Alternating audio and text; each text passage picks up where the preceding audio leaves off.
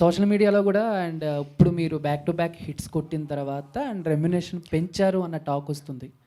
పెంచాలిగా మరి. ఎంతవరకు ఇంక నేను బతకొద్దా? ఇక నేను జూనియర్ ఆర్టిస్ట్ నుంచి వచ్చాను, రోజుకు 100 రూపాయలు తీసుకుని నుంచి వచ్చాను, తీసుకోవాలనుకుంటాను కదా నేను కూడా.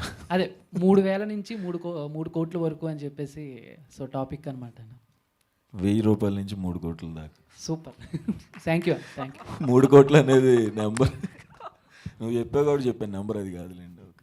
కాకపోతే ఒక డౌట్ ఏంటంటే, ఇప్పుడు యూజువల్లీ బ్లైండ్నెస్తో ఉండేటప్పుడు విలన్స్ గుర్తుపట్టడం కష్టమే, కానీ హీరోయిన్తో రొమాన్స్ అలా అది కూడా చాలా బాగుంటుంది సినిమాలో. అంటే ఒక ఎమోషన్ ఉంటుంది నిజంగా, రొమాన్స్లో ఒక మంచి ఎమోషన్ ఉంటుంది. అంటే ఫేసులు గుర్తుపట్టలేడు, తనతో మాట్లాడేటప్పుడు కానీ, తనని హగ్ చేసుకునేటప్పుడు కానీ ఎలా ఫీల్ అవుతారు నాకు ఆ క్వశ్చన్ వస్తుంది. అది ఇంక నేను చెప్పకూడదు కానీ అదే ఇంక టీజరే కదా, ఇంకా చాలా బాగా కళ్ళండ నీళ్ళు తిరుగుతాయి అలాంటి పాయింట్స్ వచ్చినప్పుడు. ఓకే. హిట్ అయితేనే కొంతమంది స్టార్ ట్యాగ్స్ పెట్టేసుకుంటున్నారు. మీరు 3 సినిమాలు హిట్ అయినా కూడా ఇప్పటివరకు ఎలాంటి ట్యాగ్ పెట్టుకోవాలి? నాకే చాలా సిగ్గేస్తూ ఉంటుంది. ఫస్ట్ టైం 2 హీరోయిన్స్తో చేస్తున్నారు కదా, ఇద్దరిలో ఎవరు మీ ఫేవరెట్? ఇద్దరు నా ఫేవరెట్ అనండి. అంటే 2 హీరోయిన్స్ చేస్తున్నాం కదా, ఇద్దరితో డ్యూట్ ఆ సినిమా కాదండి. ఏమో సపరేట్ క్యారెక్టర్, ఆమె ఒక separate character.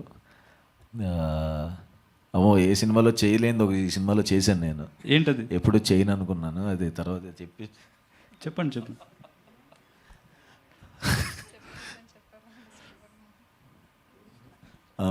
First time lip to lip పెట్టాను ఈ సినిమాలో నేను. ఓకే. చాలా చెప్పడానికి సిగ్గేస్తా, అది ఇంకా చెప్పకూడదు. ఇంకోటి, మీ ప్రతి సినిమాలోనూ గ్లామర్ హీరోయిన్స్నే ప్రిఫర్ చేస్తున్నారు. అంటే మీరు సజెస్ట్ చేస్తున్నారా లేక డైరెక్టర్స్? నేను నా నేనేం సజెస్ట్ చేస్తానండి. గ్లామర్ అని ఏముండదండి, అంటే చాలా న్యాచురల్గానే ఉంటారు నా సినిమాలో. అంబాజీపేటలో అమ్మాయి చూడండి అంత ఎలా ఉంటుందో, న్యాచురల్గానే ఉంటుంది. ఎవరు అందరూ బాగున్నారు, వీళ్ళిద్దరు కూడా అలాగే ఉన్నారు, అందుకే అడిగాను. డైరెక్టర్ నాకు ఈ సినిమాతోనే పరిచయం అండి వీళ్ళు. నేనేం క్యాస్టింగ్ డైరెక్టర్నా.